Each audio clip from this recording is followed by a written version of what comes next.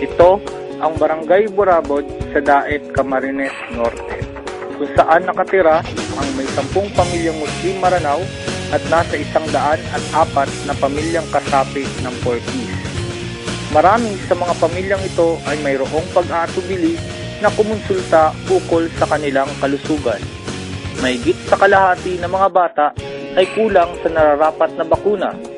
Mayroong mga kaso ng abortion na hindi na itatala. Ang mababang antas ng pagsasagawa, kaalaman at pagsasawalang bahala ay maaaring magbunga ng pagkakasakit ng mga bata at ng mga ina. Ito ay maaaring magdulot ng mga komplikasyon, kapansanan at pagkamatay.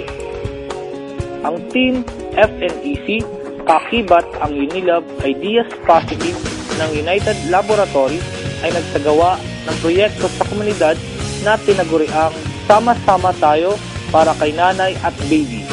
Kasama ng mga nanay, mga mapagkawang-gawang mga mamamayan, mga nanunungkulan sa pamahalaan, mga mag-aaral at mga kabataan upang matugunang maitaas ang antas ng kalusugan ng mga bata at mga ina tungo sa malusog na pamayanan.